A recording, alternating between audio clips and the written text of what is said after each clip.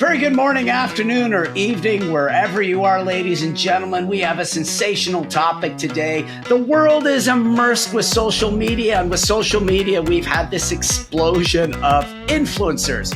Now, today's topic is an influencer, an expert, and how to discern that when you're looking at marketing material, advertising especially. We're going to get into this. We're going to pick apart the world of wine. I have with me one of the very best on the planet. Her knowledge is into the stratosphere in wine. Fourth female MW, Master of Wine from the United States, the highly decorated, globally recognized Jennifer Simonatti-Bryan. She also has a terrific educational program. We'll plug that a little bit in the end. We're going to talk about Master Wine Online and how you can go from an aficionado to an MW with what she has to offer. Truly terrific. So we're going to get into this. Jennifer, you actually reached, it's great to see you again. First of all, how are you? Before we get into anything else. Great. Yeah, thank you so much for having me here. It's always wonderful to be here with you. I always love your energy and the enthusiasm that you bring. Well, it's fun. I mean, if you're not into this world and the events and entertainment space, or just into the business space, if you don't have engagement, what do you have? And thinking about engagement, getting into this topic now of an influencer and expert, we're going to pick apart some wine tasting notes. And, as experts, you being the higher level one in the world of wine for sure, but I'm definitely competent at this. We can pick apart what's wrong with it, what's wrong with the tasting notes that are presented. But you came across something interesting that really the lines are being blurred between an influencer and expert. It was about shoes, was it not? Because I can share this video. Yes, I've got it up and running. Recently I saw this on social media, and as soon as I saw it, I sent it off to you. I was like, look at this. This is really cool. Well, Payless, they decided to create a storefront, and even the name of it, looking back, it was kind of a spoof. So they put Payless shoes. Now, Payless shoes are they are more of an entry-level brand, so you can buy lots of shoes, right? So these are entry-level, and so they put them in this new storefront, making it look like they were a luxury store. So they changed the name, they changed everything, and then they asked social media influencers to see them, and it was almost like the emperor's new clothes kind of thing. So yeah, I see that you've got it up on the screen there. We're going to play. Is really This is interesting because this permeates into every industry. Now we see people who are acclaimed experts in finances, gold and silver investing, real estate, clothing, cars, whatever it might be. There are influencers trying to infiltrate the space that really we should be looking more towards experts. And we're going to play this video because I think this video is great. This is going to highlight, ladies and gentlemen, sit tight for about a minute. This is a great presentation. I believe this was on one of the news networks. I'm not too sure who it was featured on. It was taken out of Los Angeles at the time. And here we go. The experiment making headlines by the chain Payless Shoes. They held a grand opening of a luxury store with a different name but the same shoes and charged hundreds more for those same shoes. Customers paid. Here's ABC's Kana Whitworth. Behold, Palessi. We built a fake luxury store in Los Angeles and filled it with Payless shoes. The guests at our grand opening party had no idea. Guests invited to check out what looked like a luxury shoe shop. They're elegant, sophisticated. I just think it's so classy. And I could tell it was made with high quality material. A $35 shoe going for $645, an 1,800% markup. Store owners sat on their heels as fashion influencers emptied their wallets. I would pay $400, $500. Yeah, people are going to be like, where'd you get those? Those are amazing. Then they're let in on the prank. These are actually from Payless. You've got to be kidding me. Shut up. Are you serious? But those shoppers were refunded their money and they got to keep the shoes. David, Payless calling it a provocative social experiment designed to challenge today's image-conscious culture. Either way, it was an effective PR stunt. Wow, so David. You see Clearly a that marketing right ploy, there. but they paid. Kana, thank you. And this is hitting everything, especially into the world of wine now. I mean, I'm getting inundated. I'm sure you get inundated with emails. hi, I'm from this obscure winery in the middle of nowhere. I want to sell you a list that can open up to a global market, blah, blah, blah. By the way, we can help you expand on YouTube, Instagram, all this stuff. And you're just looking at it.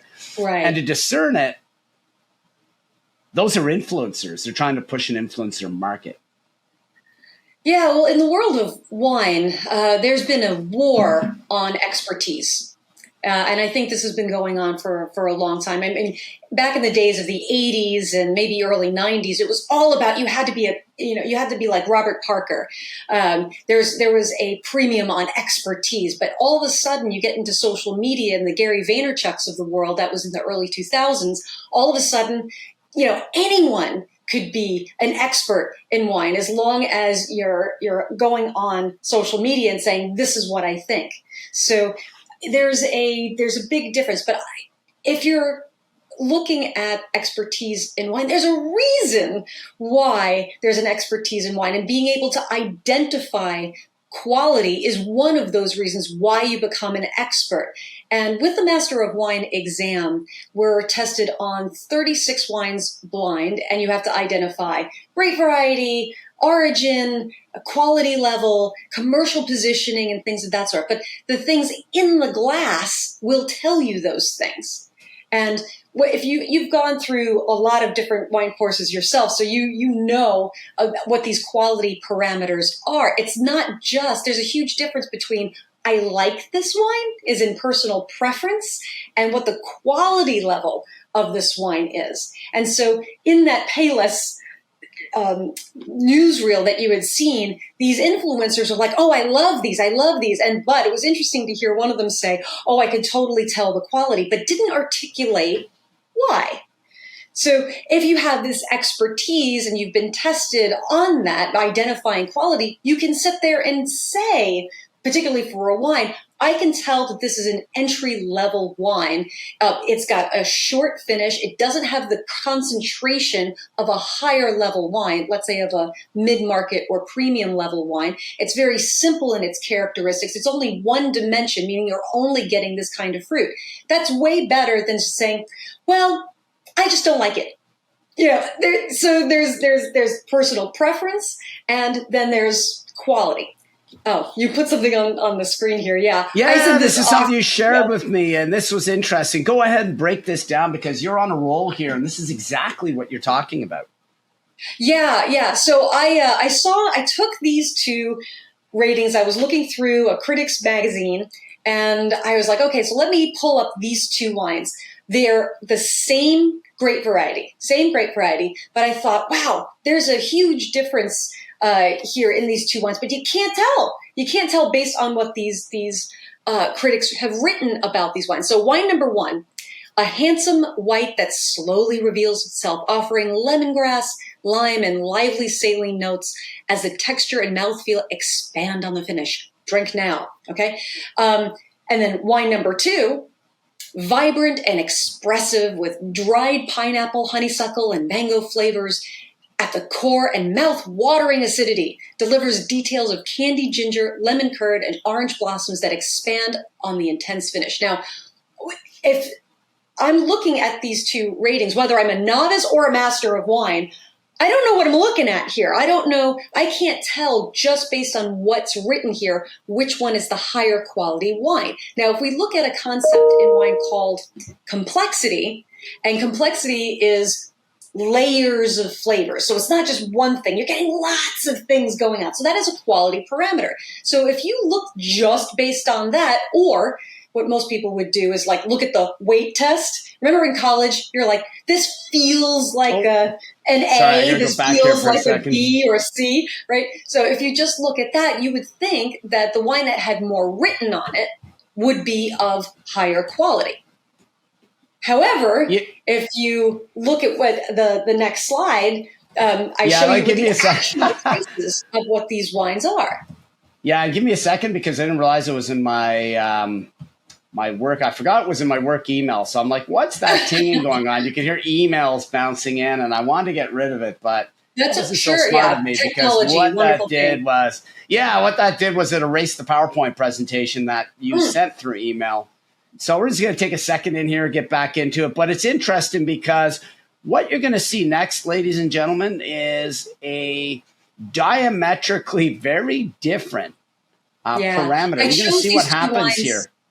I chose these two wines specifically for that purpose because it was the same magazine, same grape variety. And I thought, okay, wow, these almost sound like one is higher than the other. Let's see, like if you didn't know what the price of this wine was, or if you didn't know what these labels were, would you be able to identify the quality level? And I would argue that you can't.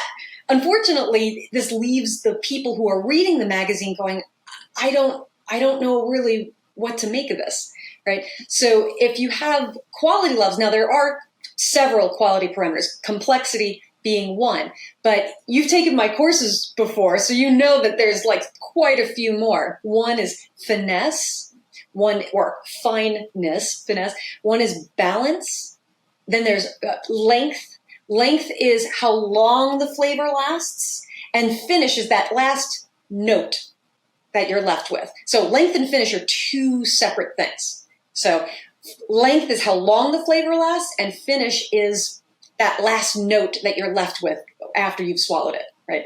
So then you've got in integration, which is how well are those flavors knit together? You know, does it just taste like fruit and then oak smashed up against it? That would be not well integrated. But if the flavors, you can't tell where one ends and the other begins, that is very good integration. You can think of that like an orchestra playing. If you've ever heard a really great symphony or an orchestra playing, you can't pick out the third violin in the row. You know, you can just hear the whole music as one thing. So that's integration. Then you have complexity, which we talked about, as well as something we like to call ageability. So if this wine has a structure, it's got really great concentration of fruit, it can last for a really long time. And then we have something called typicity, which is it typical for where it's from? You've got the presentation. I finally have it back. Sorry about that. That took a bit of effort, a long-standing bit of work. I'm going to crack a drink and talk about this in a minute. We're on a different subject, but so look at this. You're going to need something to drink after this. Look at the quality. So the one with the bigger verbiage is the lower price point. Like that's entry level price, $13. That's that's what we would consider on the cusp of like entry level mid market, right? As opposed to the wine number one, the Dossier Sauvignon Blanc. Like look at the price disparity between these two. And so if just based on what was written there, you would never be able to say why number one is worth $42 versus why the new Babich Sauvignon Blanc is worth $13. So when, in terms of expertise, you need someone to kind of like, well, what is in it? Because if you just look just on the face of it, you're like, well, these sound they're very similar. Similar wines, yeah, and right? the drink now part highlights usually a more entry to mid-level market beverage as well, right? Or a wine. So you're wondering, in a sense, I mean, it could be drink now. It could only have up to 2 to 3 years of lifespan at its optimum. Yeah. But usually something at $42, it's pretty well composed. You know, it's got a lot of structure to it, a certain level of complexity to it. What's not written here is probably an intensity and the concentration of those flavors. And what's not discussed here, it says mouthfeel expand on the finish, but it doesn't say how long that is. Wines that the flavor goes on and on and on, that's generally indicative of a wine that's a much higher quality. And there's also, there's like I said, there's all these different parameters, but the only one that seems to be mentioned here in the second one actually is intense finish. And you're looking at, you can say there's complexity here because you have different things, number of flavors going on here, but that's not enough to say, oh, wow, I can say that's why that's worth $13 versus this. So it's no wonder customers and wine consumers are confused when they look at critics or influencers' ratings, right? So there is a reason why you want someone looking at a wine and telling you why it's worth that much. Yeah, and it's funny that you mentioned that because there's Natalie McLean here in Canada who's big with a subscription-based newsletter. I mean, she's got like 200,000 subscribers. On the business end, and obviously the marketing end, she's done really well. But she often takes wine students to write the notes for her. And this is what I would expect to see between somebody. Yeah, so you'd expect to see somebody that would take, that's sort of an influencer, maybe entering into some expertise, like having a WSET level 2 as your credential, which gives them a little bit of knowledge. There's certifications for sure. There's certifications that, tell you know what you're talking about, like you have some expertise. There's also the expertise of life, right? So if you've been a sommelier for, 10 years, 20 years, you're going to know what you're talking about. You're going to have a level of expertise in there as well. And one of the things that we've done terribly in the one of the things we've really done very poorly is be relatable. Right? We've kind of gotten, especially in the 80s and 90s and early 2000s, the experts are like, oh, yes, I can tell what this is, but you can't. And so sometimes we've made wine unrelatable, which is the reason why a Natalie McLean or a Gary Vaynerchuk back in the day, they made it relatable. They made it so if someone is not able to get those flavors in the wine, they're like, oh, I'm just like you. Right. So that's where influencers have come into play. I think there are some experts who are starting to really get this. So on YouTube, there's Konstantin Baum. He's a master of wine. And I'm so thrilled to see him gain 136,000 followers on YouTube. It's like, yes, I know he knows what he's talking about. And he's absolutely. Relatable. Yeah, absolutely, and that makes a huge impact. Yeah, for sure, because he really is a high-level expert. I'm thinking of drinking, and it's the happy hour. I have a Radler in my hand. Radler means cyclist. It's a cyclist beer. So this was created in 1922 by Franz Kugler, a Bavarian innkeeper in Munich. Ran out a light lager during the summer with cyclists passing by and decided to infuse it with lemonade. And it has since become a huge hit. Now, I believe it still has to adhere to much of the purity law coming out of Bavaria. That is from the Reinheitsgebot of 1516, where it has to have water, hops, and yeast. Water, hops, barley grains, and now yeast. Yeast, of course, was added in the 19th century with Louis Pasteur.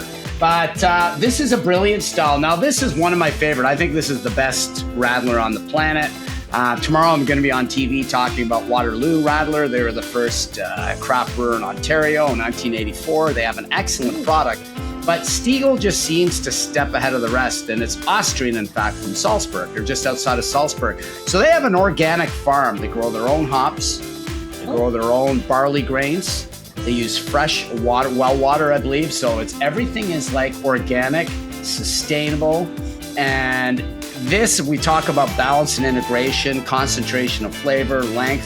This sort of hits plus marks on all of it. If I look at that as a general parameter, you really told me about it. And it's juicy. This is a beer mosa in the summertime. This is ideal. This is great if women are ready, and if you want to introduce women especially into it, or men who don't like beer, it's almost like a ready-to-drink cooler. It's a beverage. You wouldn't even think this was beer.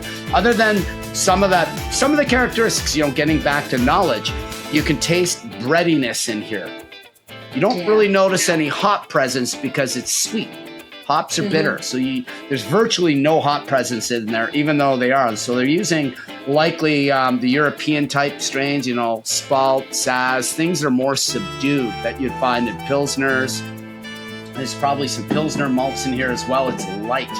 And you look at it, it looks like a glass of juice. It doesn't look like a beer. It does. I think your description of beer mosa is really spot on with that. And I think it's not something for just if you know a lot. Anyone can enjoy this. But I agree with you. I think there was a concentration there. I love the flavors that was going on. It's just an explosion of flavor, and it lasts a long time.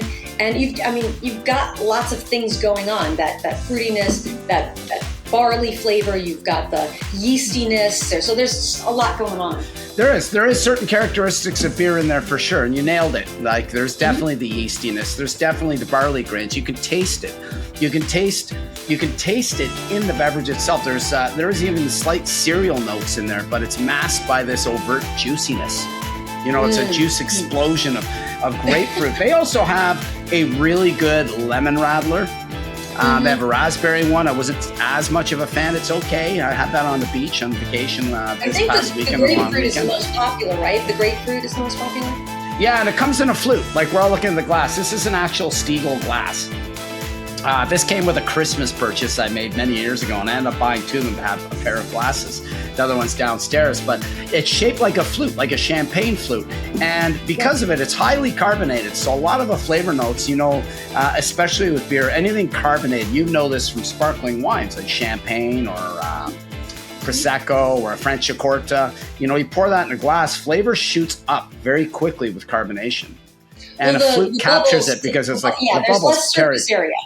There's less surface area. If it was a bigger glass, you'd have more surface area and those bubbles would dissipate a lot faster. But because it's long and thin, the bubbles go up and straight. So it dissipates a lot slower. So it keeps the bubbles longer.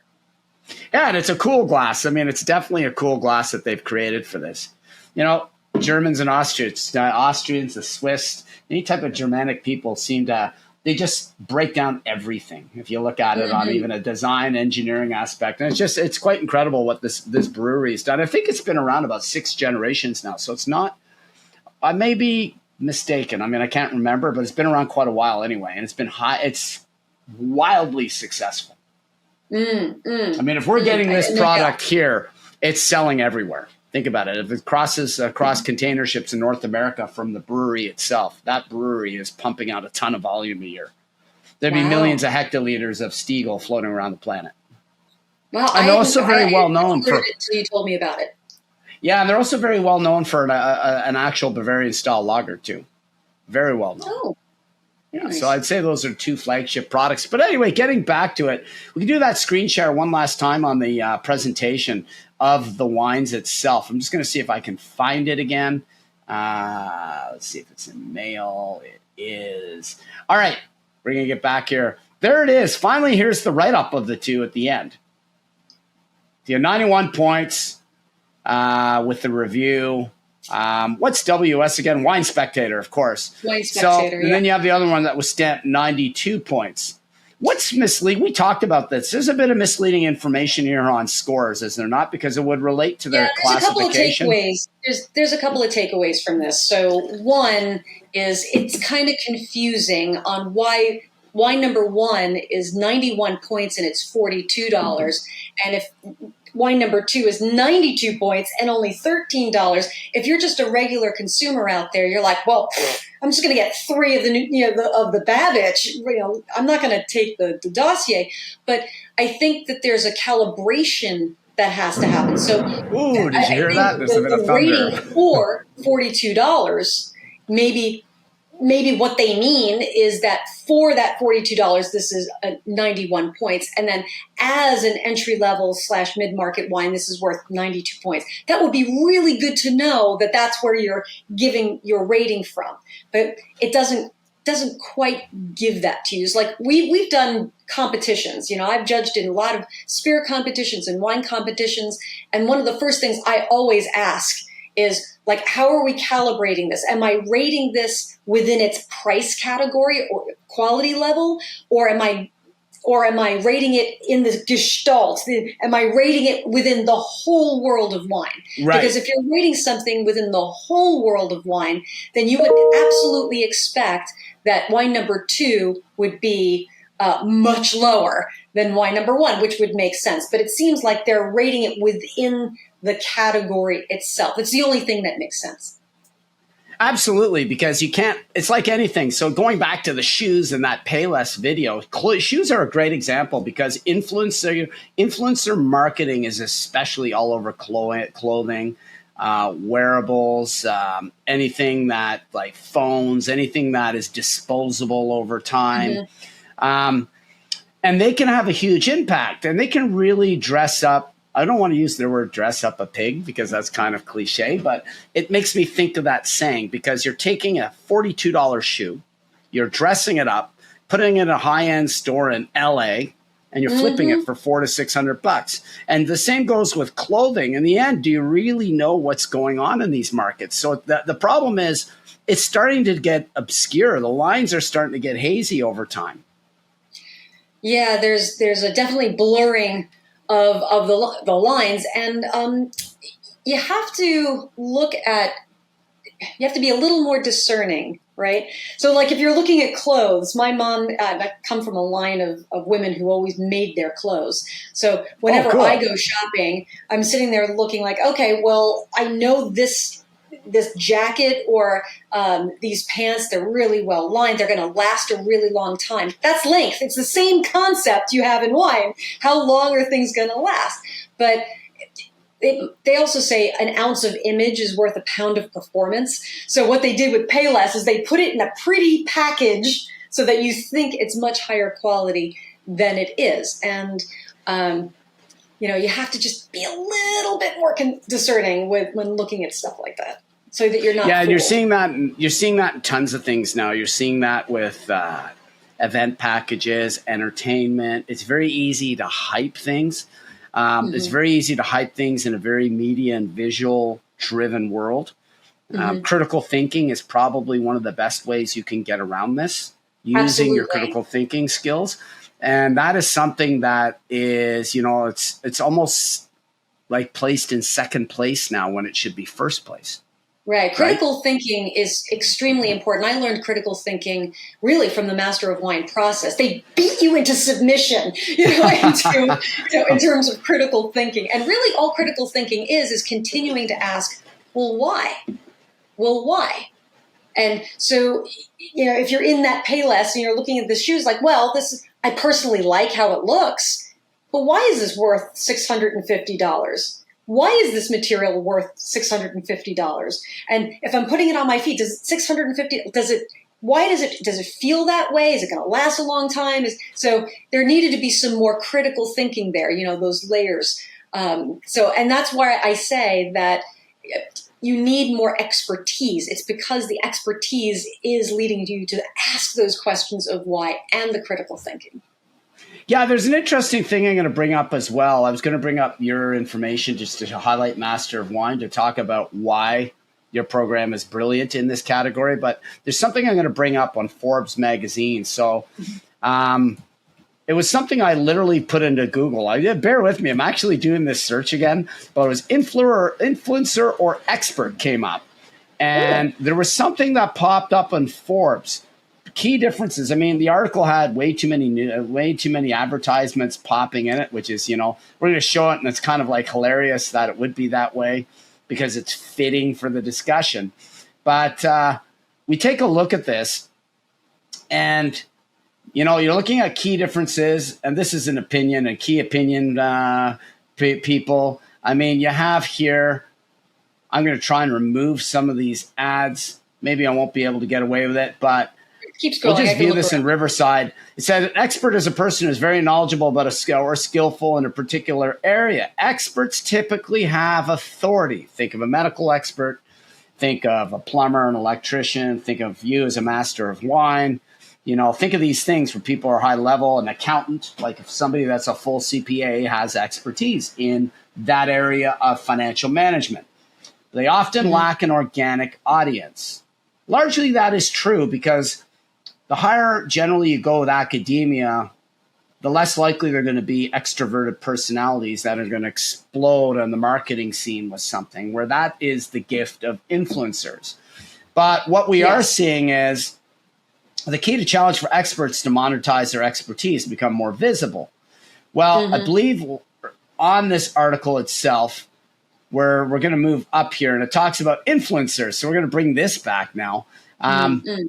Sorry to my editor for having to go through a pile of edits here. But when I do screen shares, it always makes things a little more complicated for him.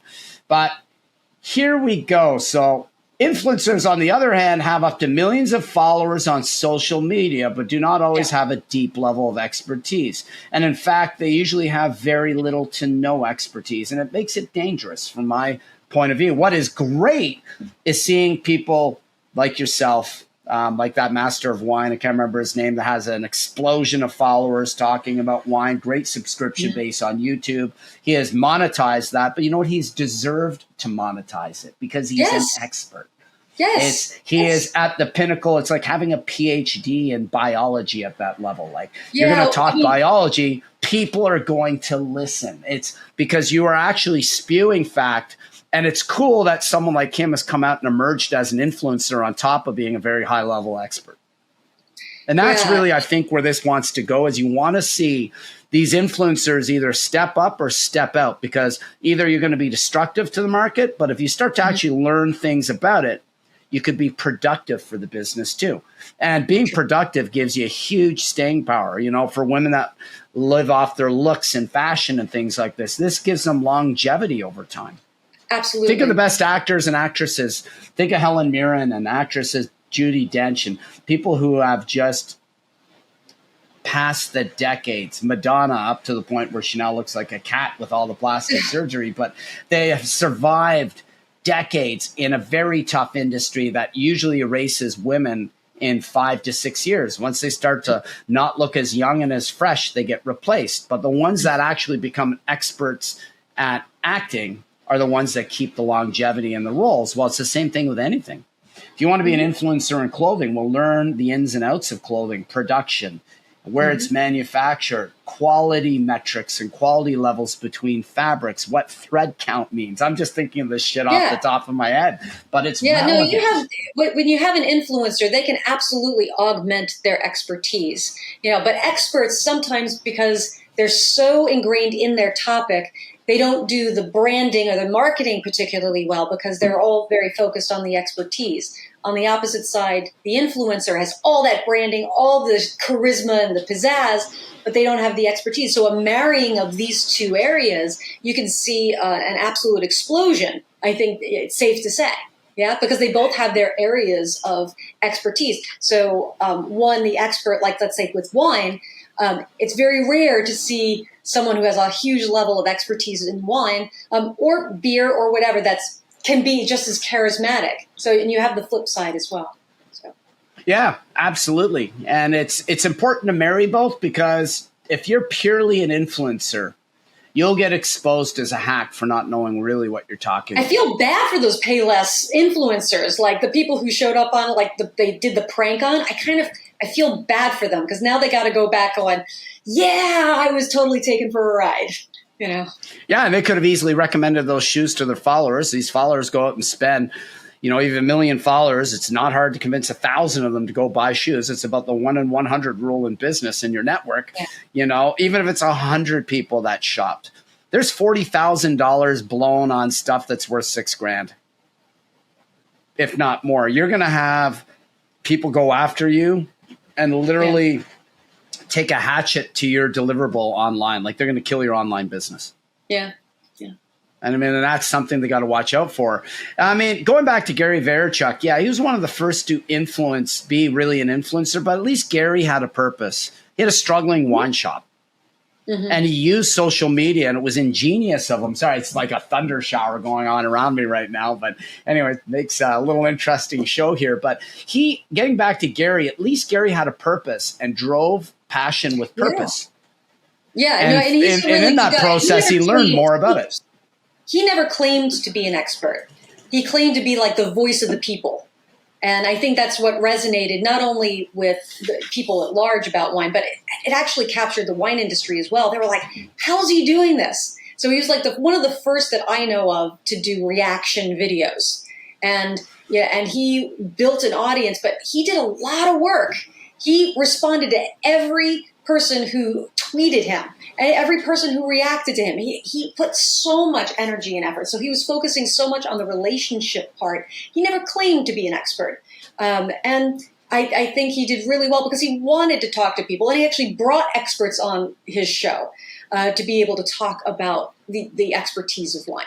So he's a good example of someone who kind of married both, and he exploded. Yeah, he's become a multimillionaire off it. And the thing is, he's actually added to his toolbox over time. He's a smart guy. So, I mean, he's added on a lot of things, and he has picked up expertise along the way because he listens and pays attention. And that, to me, is invaluable. So, to share one last thing, we got to talk about, of course, some expertise. Let's talk about this. The Master Wine Online. This is your program. I think it's great. I think you've done great. I've taken a huge chunk of blind tasting X. You know, that's where you learn about quality metrics, how to discern things. I mean, really, I learned a lot of that in Prud'homme in level 3, the beer sommelier, which was the highest level at the time. They now have a master level of that. But I must have blind tasted, I don't know, 200 or 300 different beers in that program over the weeks. Because you would talk about porters and stouts, and you would taste. Roger would come along, as you've met Roger Midag. He would come along and he would have literally a flight of these things at a time. You go through waves of flights of different porters and stouts, and it would start to discern quality metrics, some manufacturing metrics. Where do you think these were from? Were they European? Were they North American? Why? And a lot of it had to do with carbonation. These are things that you start to pick up. We love to heavily carbonate things. We love to add CO2 into bottles and cans before they go out into the public, coming off the production line. You can watch a cannery or a bottling machine just do this. It's like as the production flows through. Well, the European method is to have second fermentation in bottles. So it's bottle conditioned. It's almost like champagne. There's a bit of brewer's yeast, a little bit of sugar, and it sits there.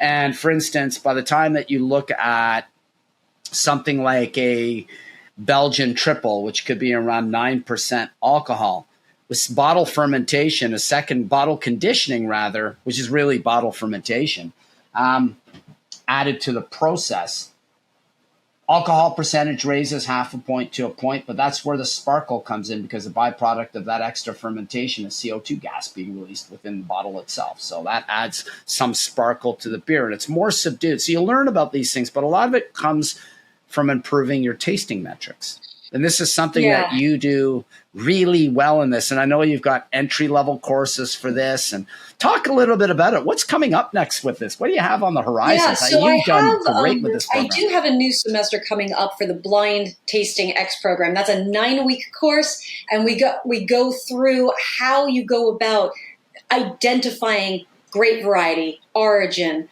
quality level. We go into depth. It's a deep dive into that, but that's a little more advanced. But I do have another course called the Taste Your Way to Palate Confidence course. That's a 6-week course, and we go tasting side by side with different things. Most of the time in the wine industry, we taste just one wine at a time. And if you're tasting like that in a silo by itself, you can't really tell that much. But if you taste one wine pitched right against another, things reveal themselves. So we go through what to taste next to what, and we do it together so you can really bring forth some skills in terms of tasting for your palate. So you can raise your confidence level on what you're tasting for. And I also have a workshop. You know, it's $27 for the workshop to be able to taste just 2 wines with me. And it's a lot of fun. It opens your eyes. It's totally worth it. Yeah, it's totally worth it. It's it's one of the best hours you're going to have of entertainment. You know, you think about it. But some people who may hesitate about the price. It's only $27. Listen, you go into a bar and sit down with your friend and buy a round, you're already at $27. In most major cities. Like you have a couple drinks. What I'll do is use it as an excuse. Like if you buy the course, invite some friends over. You'll dissipate the cost of the wine, and afterwards you have an instant party. So it's a lot of fun to learn about wine and then be amongst your friends while doing it. Yeah, and virtual is certainly not dead. I mean, it's maybe taken a back space in some areas like the event space for now.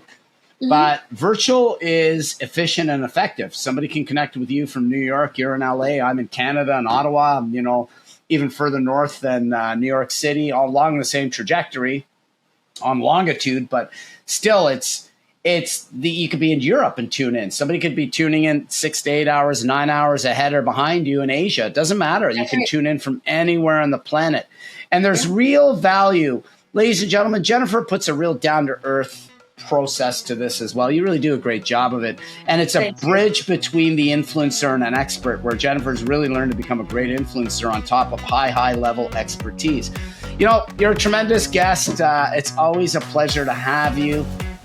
Listen, we're going to wrap this up. Ladies and gentlemen, whatever you decide to do, make sure to reach out to our program. Make sure to pay attention as well. What is an influencer and an expert? We gave you a breakdown of some of the things today.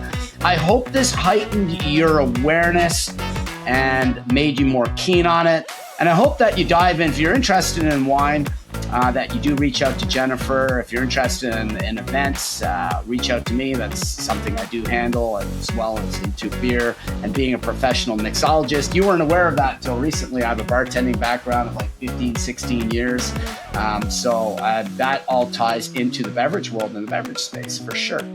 Everything really is about balance, length, integration, and concentration in the short form. If you want to learn the much broader and more detailed sense, take Jennifer's course, because she gets into much different and deeper aspects that are just as relevant at looking at a very complex subject like wine. Listen, you've been awesome. Thank you. Thank you. Ladies and gentlemen, whatever you decide to do, this is Rob and Jennifer from The Drunken Great. Have a terrific day.